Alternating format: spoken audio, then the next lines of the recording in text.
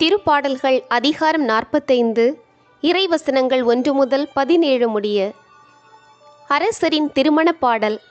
மன்னரை குறித்து யான் கவிதை புனைகின்ற போது இனியதொரு செய்தியால் என் நெஞ்சம் ததும்பி வழிகின்றது. திறன்மிகு கவிஞரின் எழுதுகோலென என் நாவும் ஆகிடுமே. மானிட மைந்தருள் பேரழகு பெருமகன் நீர், உம் இதழினின்று அருள் வெள்ளம் பாய்ந்து வரும். கடவுள் உமக்கு என்றென்றும் ஆஸ்தி வழங்குகின்றார்.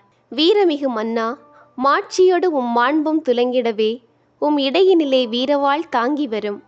உண்மையை காத்திட, நீதியை நிலைநாட்டிட மாண்புடன் வெற்றி வாகை சூடி வாரும்.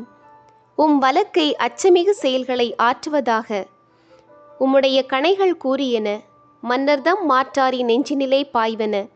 மக்களெல்லாம் உம் காலடியில் வீழ்ந்திடுவர். இறைவனே, என்றுமுளது உமது அரியணை, உமது ஆட்சியின் செங்கோல் வளையாத செங்கோல். நீதியே உமது விருப்பம், அநீதி உமக்கு வெறுப்பு. எனவே கடவுள் உமக்கே உரிய கடவுள். மகிழ்ச்சியின் நெய்யால் உமக்கு திருப்பொழிவு செய்து உம் அரச தோழரினும் மேலாய் உம்மை உயர்த்தினார். நறுமண துகள் அகிலொடு லவங்கத்தின் மணங்கமழும் உம் ஆடையெல்லாம் தந்தம் இழைத்த மாளிகை தனிலே யாழிசை உம்மை மகிழ்விக்கும். அருமைமிகு அரசிள மகளிர் உம்மை எதிர்கொள்வர். ஓபீரின் பொன் அணிந்து வடிவாக வலப்புறம் நிற்கின்றாள் பட்டத்து அரசி. கேளாய் மகளே, கருத்தாய் காது கொடுத்து கேள். உன் இனத்தாரை மறந்துவிடு, பிறந்தகம் மறந்துவிடு. உனது எழிலில் நாட்டங்கொள்வார் மன்னர். உன் தலைவர் அவரே, அவரை பணிந்திடு.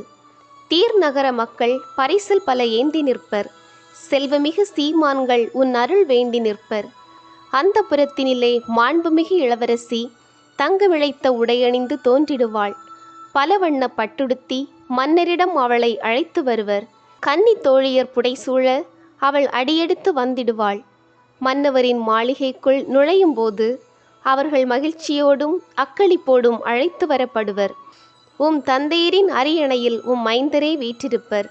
அவர்களை நீர் உலகுக்கெல்லாம் இளவரசராக்கிடுவீர். என் பாடல் வழி வழியாய் உம் பெயரை நிலைக்கச் செய்யும். ஆகையால் எல்லா இனத்தாரும் உம்மை வாழ்த்திடுவர்.